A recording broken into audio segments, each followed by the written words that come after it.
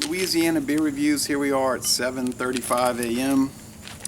You can see the sun starting to come out here. I mean, it's been over 2 hours, but it's starting to come above those trees and houses.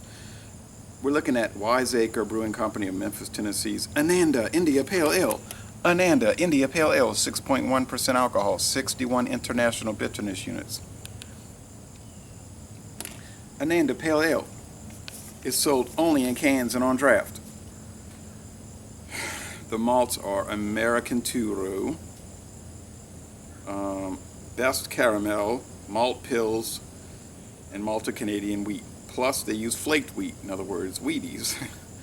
The hops for bittering are Bravo, and for dry hopping are Cascade. It gets a very good score on Beer Advocate with only 40 reviews. So, B+. 78 out of 100 on Rate Bear, 55 out of 100 for the style with 69 reviews, so 109 ratings, reviews. There are a few video reviews. Haven't watched them yet, but maybe it's 2. So there's an acorn with a lightning bolt taking care of acorns in a flash. All right. There's a date, guys, but it says 0606. Yeah, that's real unhelpful.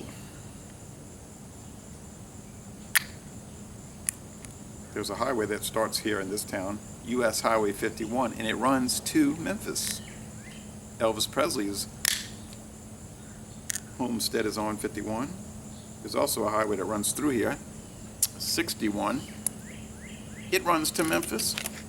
And there's Interstate Highway 55 that starts in this town, and it runs through Memphis. And there's a river, the Mississippi River, and it runs next to this town and next to Memphis. So we have got that Memphis connection. Not to mention my grandmother was born in Memphis. Okay.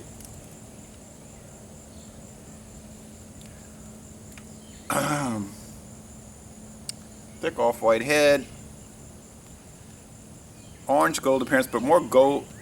It's more of a yellow orange, a gold orange. And there are huge chunks. Look at these chunks. I mean, I just don't understand. Hey, I've seen some chunks in IPAs before, but not this big. These are huge for an India Pale Ale. These are huge. What color is this? Gray. Yeah, gray chunks.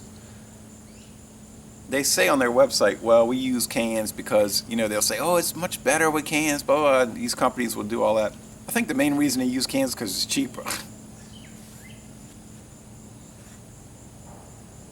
And they want you to support it. There's all this red stuff on this cap. Some other cap shed on this cap. They want you to support what they're doing, so they'll say, I'm not saying cans are bad. I don't mind cans. I drink beer out of cans. I think the main reason is that they want you to be pleased with it.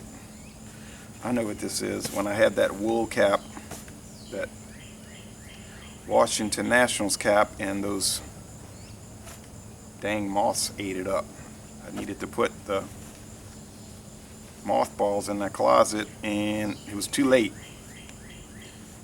They had torn it apart, and so the grit, these moths, they will tear your woolens. I don't have too many wool products, but they will tear them up. And you cannot, there's no way you can seal your house. You cannot. You have to use the mothballs. They smell, but they work. The moths, because the moths lay the eggs, and then the larvae would just, they love lanolin, the oil in the wool, and they would just rampage through your stuff. Not exactly on topic, but it's relative to the cap. Now the cap is cotton and polyester blend, and they're not into that. They don't eat that. It smells, now I know this cannot be, I don't think this is old because I haven't seen it around here. But it smells malty, and, you know, frankly, a little sweet and sour, which sometimes is, some people are telling me, is a sign of infection. But these chunks are incredible. The smell is okay. It's nothing bad. It's just kind of It's kind of basically nothing. We were doing that Goose Island 312 Urban Wheat Ale, and people were saying it doesn't smell like much. I think this smells even less than that.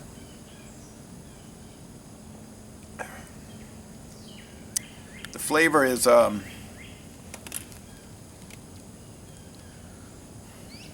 it's a little bitter, but honestly, I would never say 61 IBUs. I would think it would be more like 41. And the taste is just really pale beer, like pale ale. Makes sense. It's an India Pale Ale. A little bit of that sweet and sour sauce, a little bit. Some kind of limpid bitterness, maybe some fruit flavors, I don't know, but not really.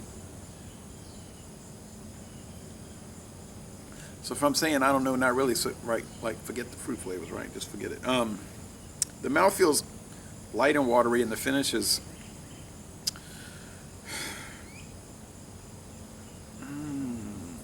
it's semi-crisp. It's okay. You say, is that the worst IPA you've ever had? It's not the worst India Pale Ale I've ever had. Nope. But it's far from the best. It's just like, and I was kind of going after the KBC India Pale Ale, you know, the Trader Joe's from Shipyard Brewing, Federal Jacks in New England, Maine, saying how dull it was, and then I did a revisit and I said, no, it has some character. This to me is duller than that. It is just, now it's saying 6.2 on the can, but the website says 6.1. Oh well. Brewed and canned by the good folks at Wiseacre Brewing. These are probably good folks.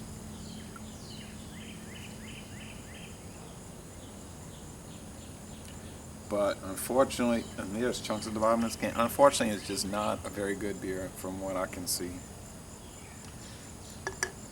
The chunks don't bother me, like gross me out or anything. They just seem craziness. They seem like craziness. Look at this. Maybe with the sunshine, you can even pick up that. There's something wrong with this. You telling me all these chunks should be in here?